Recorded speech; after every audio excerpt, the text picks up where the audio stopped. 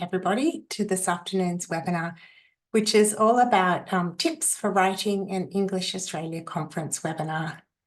My name's Sophie O'Keefe and I'm the General Manager at English Australia, and I'll be presenting the webinar today.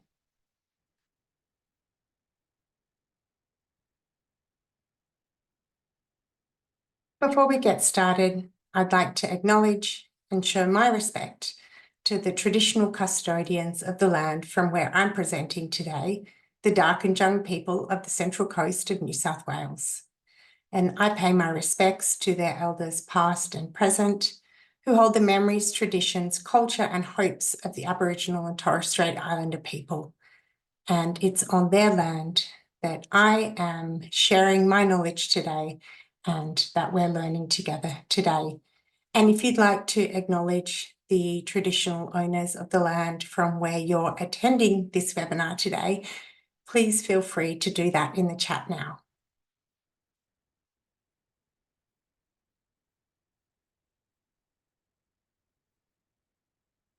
Okay, I can't see anything in the chat, so I will continue, but I will just check that everybody can hear me. So if you can hear me, then please just say okay in the chat now. Great, beautiful. Okay. Well, thanks for coming along this afternoon. In today's webinar, I'm going to be talking about how to craft an abstract that will hopefully get accepted for the program for the English Australia Conference. And I'll be talking about the essential things that you need to do before you even start writing the abstract. Then I'll talk about the elements of a strong abstract. We'll go through some example abstracts together, and they're examples of successful abstracts. And then we'll also talk about some common reasons why abstracts aren't accepted. I'll start today by saying that I've been working on the English Australia Conference for 10 years now. So I did my 10th conference last year.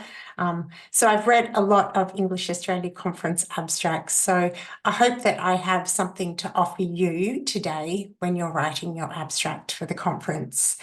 Before I get started, I'd love to hear from you. Have you attended an English Australia conference before? If you could just type yes or no in the chat, that would be wonderful. Have you attended an English Australia conference before? Okay, great. So we have some yeses and some nos. Fantastic. All right, well, the conference this year will be held in Melbourne on the 16th to the 18th of September. And the theme for this year's conference is Stories of Transformation. So this theme is really looking to celebrate the life-changing impact of ELICOS on students. It also speaks to the critical role of ELICOS in the broader international education sector in Australia, and especially students who come here on pathways and start their journey in ELICOS. And I think the stories of transformation can also relate to our sector more generally and how our sector is transforming at the moment. And this could be through new courses or new delivery modes or any new approach to teaching, learning and assessment. So to find out more about our conference, please head to our conference website. So we have a dedicated website for our conference. It's a different website to the main English Australia website, and I've just popped the URL on the screen now for our conference website. If you go to the conference website, it has all of the information about the call for papers. So everything I referenced today is included on the English Australia Conference website. And I will start today by saying that the deadline for abstracts is the 12th of May. So you've got a little bit of time up your sleeve to think of something that you'd like to present on if you haven't already, and to write your abstract. Okay, so let's get down to it now. Before you even begin writing an abstract, there's some really important steps that you need to go through. Oh, sorry, Chris has a question. So Chris is asking if this webinar is exclusively about abstracts for the English Australia Conference, and is it also for the PD Fests? Chris, this webinar is just about submitting an abstract for the English Australia Conference, and not for the PD Fests, although it may be helpful if you are considering applying for a PD Fest. It may be helpful to hear this information as well. All right, great. So you're asking about the conference. Fantastic. So before you begin writing your English Australia Conference abstract, I'm going to take you through some steps which are really important to go through. So first of all, it's important to read the conference theme. So on our website, we have a whole elaboration text about the theme, because one of the criteria for when we judge the abstracts is its alignment to our theme. So you can read much more about our stories of transformation and what we hope our conference will focus on this year.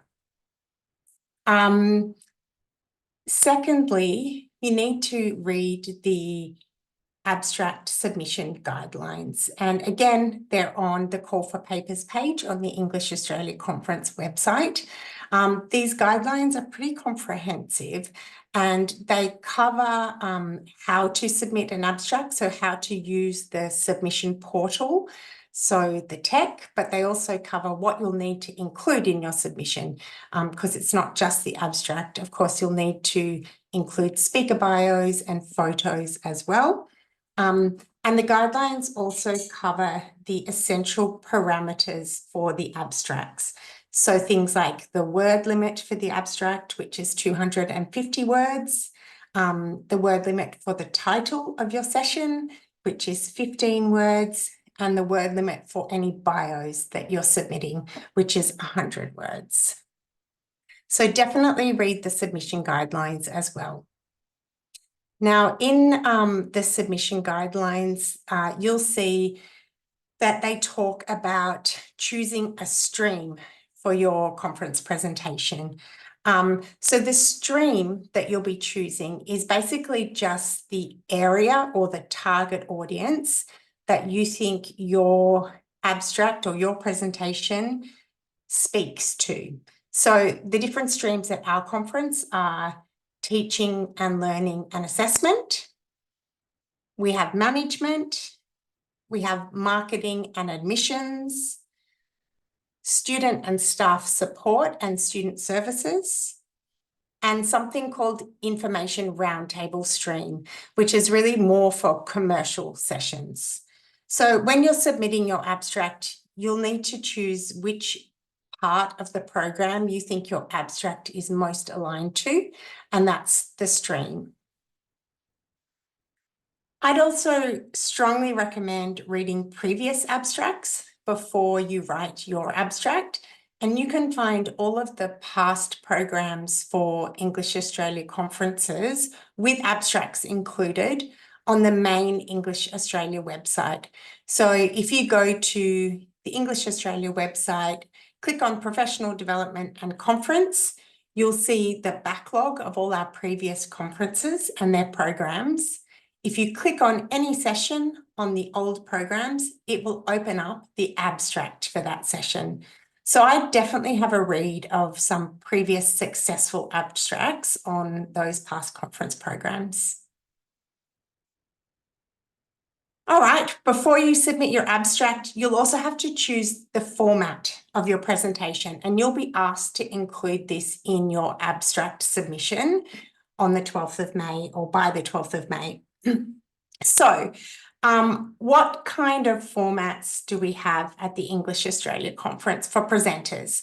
I'll go through them now. So these are our 5 session formats that are available to presenters at our conference. You can choose to deliver a standard talk, which is 30 minutes, And for our standard talks, we ask that presenters use 25 minutes of time for their presentation and 5 minutes of time for audience questions. We also have a shorter talk, which is called a lightning talk, and that goes for 12 minutes. Lightning talks are really suited to things like case studies of a specific project or a specific program, or if you've done some research and you'd just like to deliver a short case study on that research, then I definitely recommend submitting for a lightning talk. With the lightning talks, we pair 2 lightning talks together, which would be on similar topics, and they form one 30-minute session. At the end of the session, there's time for the audience to ask the presenters questions in the lightning talks as well. We also have something called a campfire talk, and that goes for 30 minutes. So campfire talks are very much like the photo on this screen. So they're a group of people sitting around together and discussing a topic. So the role of the presenter in the campfire talks is really to facilitate a conversation around a specified topic. So the presenter will start the conversation off and then hopefully throw out to the participants, and the presenter will just facilitate participant interaction for 25 minutes. At the end of 25 minutes, the presenter brings everybody back together and does a short summary of what was discussed during that session. There's more information about campfire talks and all of these session formats on our conference website if you go to the submission guidelines. So you can read a little bit more about the campfire talks if it's still not clear. Our other session formats include panel discussions, and they go for 60 minutes. In panel discussions, we say that there should be 3 different panelists and a facilitator. And each of the panelists will be talking about the same topic, but coming at it from a slightly different perspective. So examples of panels that were run at last year's conference, we had a panel about compliance with transnational education partners, and there were 3 different providers represented on the panel that all delivered T&E to offshore, and they were talking about their experience of compliance from their own perspectives. We also had a panel about student pre-departure needs and programs, and again, there were 2 different providers represented on the panel, and there was also a homestay provider on the panel, and then the presenter or the facilitator was facilitating discussion amongst the panel members. And then our final format for presenters this year is a new one. It's an interactive workshop and it runs for 60 minutes. So the interactive workshops are really reserved for sessions that have hands-on learning experiences and are highly participatory in terms of audience participation. Workshops should offer opportunities for attendees to collaborate and discuss and practice or implement strategies that are covered in the presentation. So they are different from a standard talk. With the interactive workshops, if we get too many people applying for an interactive workshop of 60 minutes, we may ask presenters to cut their session back to 30 minutes, just so that we can fit more sessions into our program. So there are session formats, and when you submit your abstract, you will need to choose which format you're submitting for. Just to touch base with people in the audience now, of these session formats, which one are you considering submitting an abstract for? A talk, a lightning talk, a campfire? If you can just pop that into the chat and give me an idea of which format you're interested in, that would be great.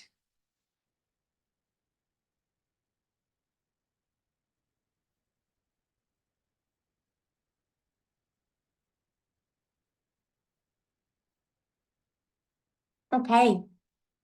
Can't see anyone in the chat just yet, but I'm guessing that you might still be deciding which format that you're going to be presenting in for the conference, which is absolutely fine. Okay, so we'll move on now to talk about the abstract judging criteria. And this was the sixth thing that I had on the list of things that you need to cover before you start writing your abstract. So I would strongly recommend going through the abstract judging criteria before you start writing the abstract so that you know that you're addressing all of the criteria when you do come to write the abstract. So our abstracts for the English Australia Conference are judged by our program committee. Our program committee is made up of people working in English Australia member colleges in the city where we're hosting the conference that year. So this year we have a program committee of 7 people who are all based in Melbourne working in English Australia member colleges. And they use these criteria to judge the abstracts.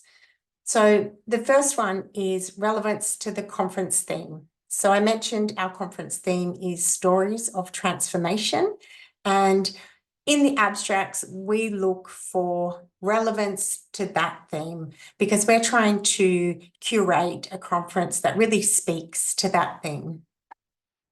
The second criterion is that the abstract is clearly written, that it describes the session structure or how the session will be run, and it also outlines the session outcomes. So I think having seen a lot of abstracts over the year, one reason that abstracts are declined, one common reason is that they're too vague. So they don't describe in enough detail how the session will be run and what the outcomes for the session are. So I strongly recommend being quite specific about your session and also asking somebody else to check your abstract before you submit it so that they can give you feedback about clarity of the abstract and if your ideas have been conveyed clearly. The third criterion is clear take-home benefits. So we are looking for abstracts that outline clear takeaways for attendees. So the English Australia Conference is a practitioner-based conference. And so we're looking for sessions that are very practical, that have applied knowledge, that's transferable to other contexts so that attendees in the room at your session will walk away with some clear takeaways that they can go back and think about in the context of their own institution. So really spell out what the benefits are for attendees in your abstract. The fourth criterion is that the abstract must relate to current ELT, English language teaching issues, trends, and innovations. So really we're looking for things that are new, or if they're not new, it may be a perennial topic like pronunciation or task-based learning. But if they're not new, we're looking at a new take on something that is a perennial topic. So we really want sessions that are presenting current or new innovative content. The fifth criterion is that the abstract is relevant and engaging for an ELICOS audience. So sometimes we get abstracts submitted often from overseas, and they're talking about a completely different English language teaching context to ours. And so we feel that potentially those sessions aren't going to be that useful for our delegates because they're not as relevant for our context. So we're really looking for abstracts that are relevant for an ELICOS or English language teaching in Australia context, and also topics that are engaging for ELICOS staff. And then the final judging criterion is that the abstract can include pedagogical, research, or data-informed principles where appropriate. So I would recommend referencing pedagogical frameworks or pedagogical research, just briefly in your abstract, if you can, to give it extra credibility. Or you can reference any research that you have undertaken in your own institution or with your students to give it more credibility, or include data potentially from student evaluations or success outcomes data if you're presenting a case study, for example. But that really just adds to the credibility of the abstract. I say where appropriate because some sessions just don't lend themselves to including pedagogy or research. And I think it's quite obvious to the judging committee when that's the case. And if it hasn't been included, then that's fine if it's not appropriate to include. All right. So just for the people here today, to touch base with you again, out of these abstract judging criteria that we use for English Australia Conference abstracts, which one do you think people often forget, or which one do you think people often don't include in their abstract? If you can type your ideas into the chat, that would be fantastic.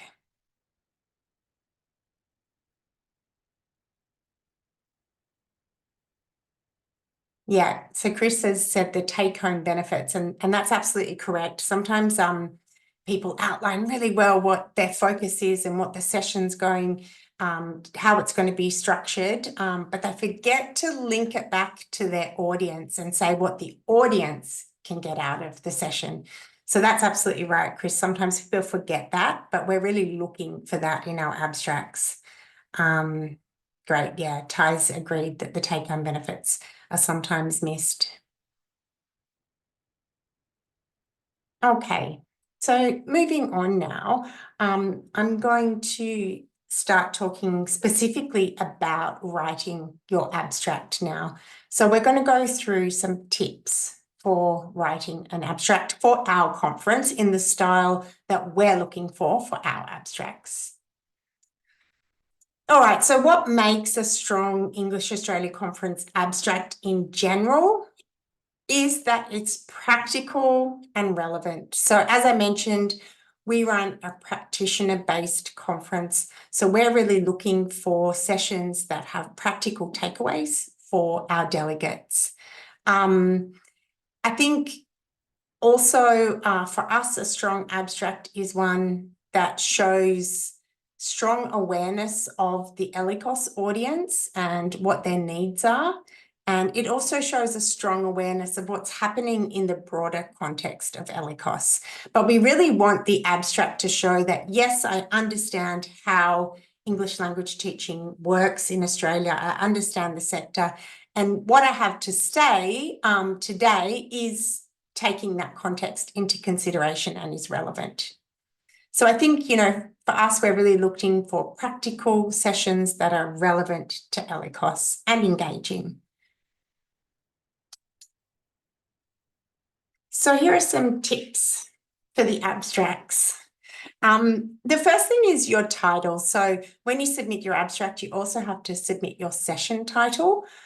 I always recommend that people create a title that is descriptive and of what you're going to be covering in the session, and that can stand alone without the abstract. Because what happens nowadays, I think at conferences, a lot of people don't read the abstracts. They just look at the titles of the sessions and decide which one they're going to go to based on the title alone. So although it's nice to come up with a really creative, fun title, I do think that the descriptive titles that can stand alone and tell the audience what's going to be covered in the session are the more successful titles. Another tip for the title, often when we get our conference abstracts in, every second title has a word from the conference theme in it, because people have gone, oh, I need to address the conference theme, so I'll just quickly, include stories or transformation in my title. And actually, we have to go back to people sometimes and say, hey, can you change your title? Because every second title on the program has the word transformation in it. So you don't have to include, and I wouldn't recommend including the theme words in your title either. All right, so now we've spoken about the title, let's dive into the nuts and bolts of your abstract. Chris, I just saw your hand go up. Do you have a question? If you do, just type it into the chat. Okay, what's your question?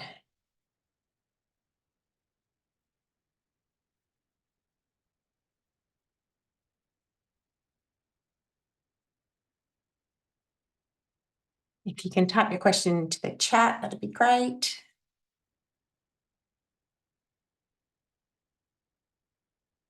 Okay, so Chris has said he wants an explanation for why you shouldn't include the theme words in the title. I'm not saying that you can't. I recommend not including them because when we get our 80 abstracts, normally around 80 that we receive, often every second or every third abstract has the theme words in the title. And obviously, we can't go out with a program that has the same words in every second title. So we often have to go back to presenters and say, can you change your title to remove the theme words? And so really it's just that so many people include the theme words in their title that it becomes unimaginative and for us unworkable on our program. All right, so let's move into the abstract itself. So I'll just take you through the elements of a strong abstract. And this is how I pretty much write all of my practitioner-based conference abstracts now as well. I think it's a good formula. So it's always good to start out with setting the context for your presentation. So what's the background for what you'll be presenting, or what's the rationale behind it? Or what's the broader kind of ELT context that has made you focus on this particular topic? And then you can briefly cover the relevance to ELICOS and to the theme. Now, when you're covering the relevance to the theme, again, you don't have to try and labour the point. But if, you can just make it clear that there is some kind of relevance to that idea of stories of transformation, then your abstract will be judged more favourably. So once you've set the context and the relevance, then you outline your session focus and you say, this is what I'll be focusing on in my session. This is my topic. You should also outline the approach that your presentation will take. So are you going to be delivering a case study? Are you going to be talking about research and asking the audience to participate? So how are you going to run your presentation? Because I think people want to know what they're in for when they turn up for a conference session. So it's important to outline the approach that you'll be taking for your presentation. Then I'd move on to the participant takeaways. So really have a think about, okay, why will people benefit from coming to my session? And spell that out in your abstract. All of the abstracts will go straight into our program so that that's what will be included when people are deciding which conference session to attend. So I think that participant takeaway section is actually really important because it's your hook to get people in the room at your presentation. And finally, it's important to mention who the session is targeted at. So is it for managers? Is it for teachers? Is it for academic staff? Is it for marketing staff? So it's important to sort of align it to the attendees and say who you think will benefit from attending your session. So that's really, a good structure that you can follow to write your abstract, and remembering that you have 250 words to do it, which is quite a lot actually for a conference abstract. Sometimes conferences have abstracts of 150 or 200 words. But we have quite a long word count of 250 words. So there's another question here, and the question is, how much detail is generally required in terms of outlining the research methods used when you're referring to research? That's a really great question. So as I mentioned, our conference is practitioner-based, so we don't require a huge amount of detail when you're talking about research methods used. If you're presenting research, I would definitely recommend that, yes, you outline your research and your method and your data and conclusions, but that you also have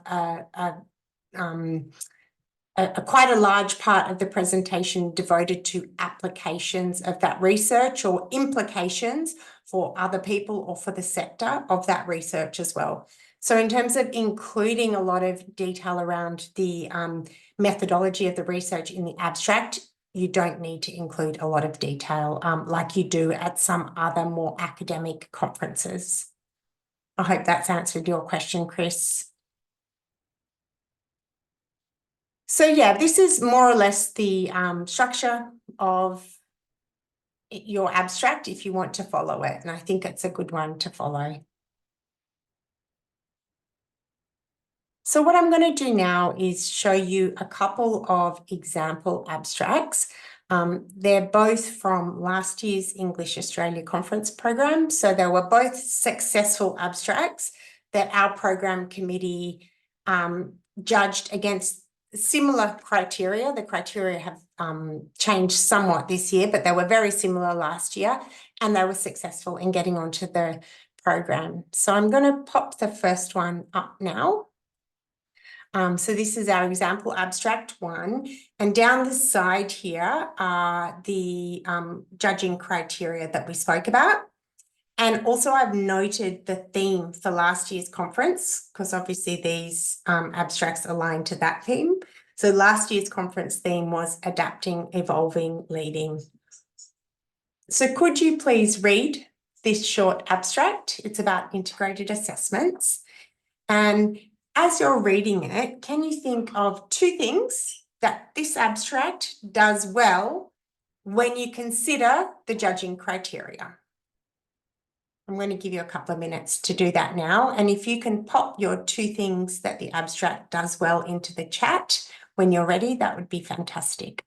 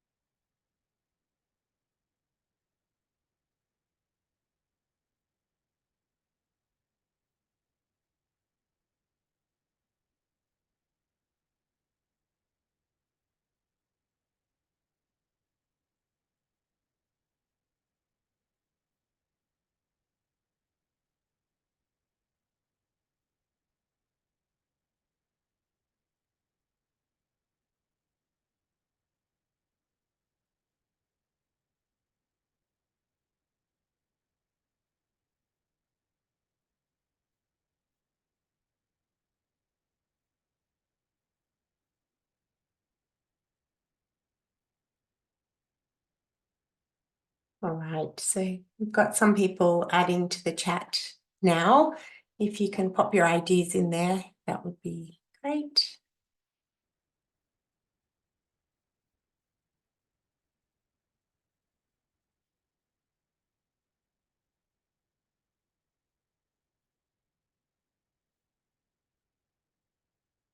Okay, so Tai Tran has said that she thinks the session approach and clear takeaways are strengths of this abstract. Yeah, I absolutely agree with that. I think the takeaways which are outlined in this final paragraph are really convincing and clearly articulated. And I also think that they talk about the session approach. We get an idea of how they'll present the session. So they're going to be talking about a case study of what they do at their centre, and they've said at the end of this second paragraph that they'll use examples from their institution to highlight the effectiveness of integrated skills assessment. Chris has said that the context and background is very succinctly outlined in the first paragraph, and I completely agree with that as well. So this author has set the context really nicely, and they've, not taken up too many words to be able to do that either. All right, fantastic. We'll have a look at one more abstract now that was successful. So the second example abstract is about AI and custom GPTs. So again, I've listed the criteria and the theme from last year, so the same theme. And could you please have a look at this one and let me know if you think that most of the criteria have been covered, and which two you think have been covered really well. So similar question to what we did before. Which two criteria have been covered really well in this abstract?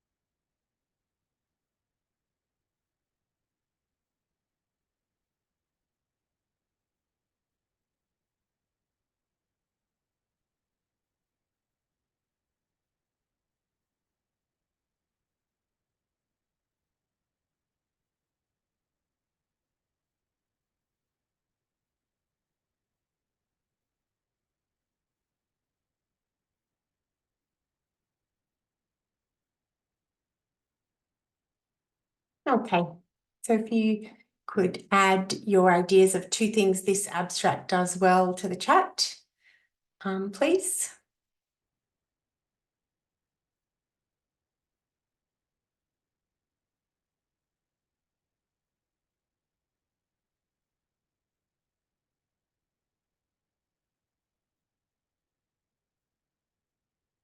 Yep, so someone said it's got a clear context, which it absolutely does in the beginning, talking about Gen AI reshaping education, a very familiar topic.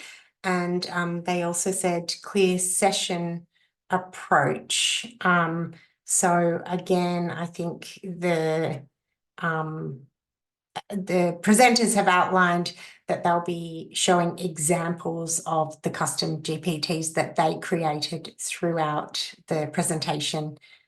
Someone else has said that the takeaway has strong appeal to all teachers, which is to reduce teacher workload and improve student autonomy. And I agree with that. It's a pretty good hook to get you in.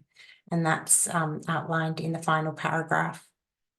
All right, well, I hope those two examples were helpful. But as I said, all of the programs from previous conferences are available on the main English Australia website.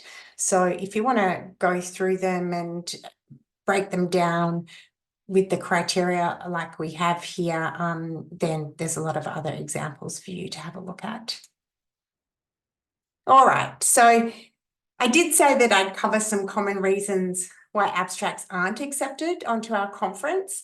And I think these are the main ones that I could think of. I think the first one is that the abstract isn't practical enough, or the session doesn't sound practical enough. It's too theoretical. So sometimes we get very theoretical academic abstracts that don't take that extra step of really relating the content back to the audience and to the ELICOS sector and drawing out what the benefits are of the research. So I think really, if you are presenting a research-based paper, make sure that you do take that extra step and think about the transferable takeaways for other people. So again, not having clear participant takeaways is a major reason our abstracts aren't accepted. So sometimes people outline the context beautifully and the focus and how the session will run, but they don't talk about the takeaways. So we have to intuit that there are takeaways, but I think there's always that fear that there won't be if they're not included in the abstract. Another reason is that the topic's just too common. So sometimes we get abstracts on something that doesn't have a new perspective on a topic. And I think we're really looking for things that are innovative or trending or new at the conference. Sometimes the abstracts we get are just too vague. So they're not specific enough. They don't tell us exactly what will be covered and how the session will be run. So we can't accept them if they're too vague. Sometimes we get abstracts that are very jargon heavy and too academic, and the program committee themselves struggle to understand them. And those ones generally aren't very popular either. Sometimes the abstracts aren't accepted purely because they just don't have much relevance to ELICOS or to the theme. Sometimes they're too promotional, so that, often we get abstracts where people might have a new product or software that they've developed and they're softly promoting it in their abstract. And the program committee are generally very wary of promotional soft sales pitches in the abstract. And then finally, another reason why abstracts sometimes aren't accepted is that there are just too many sessions on the same topic. For example, last year and the year before, we received a lot of abstracts about AI, and we really had to make some tough decisions about which ones we would accept and which ones we wouldn't, because we also aim to create a balanced program that covers a range of topics for a range of target audiences. So in that sense, it's really out of the presenter's hand if they're not accepted because there were just too many sessions on the same topic.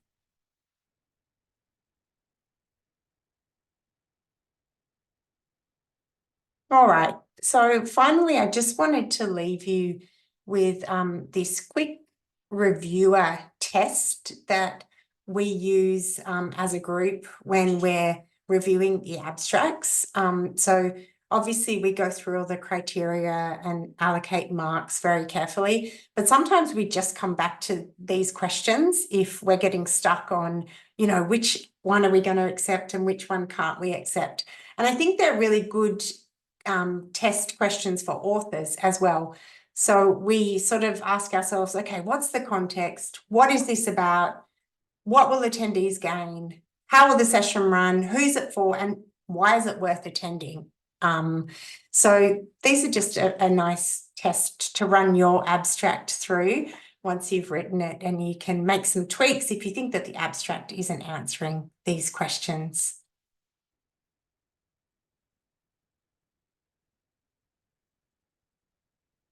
Okay, so this is my email.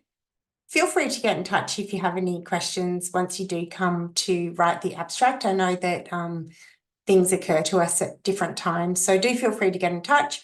Unfortunately, I can't read through and give feedback on abstracts, but I would definitely recommend asking someone at your institution to do that and to give you feedback before you submit the abstract. So yeah, feel free to get in touch if you have any questions. And we do have a minute or two now. If you'd like to type any questions into the chat as well, I can answer them for you now.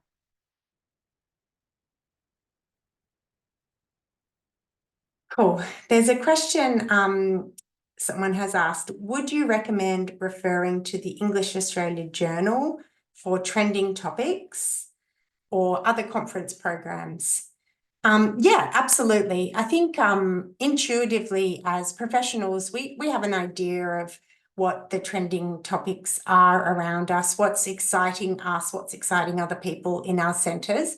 But certainly the English Australia Journal would be a good place to have a look to confirm some of those trends and other conference programs as well. I think that's a great idea.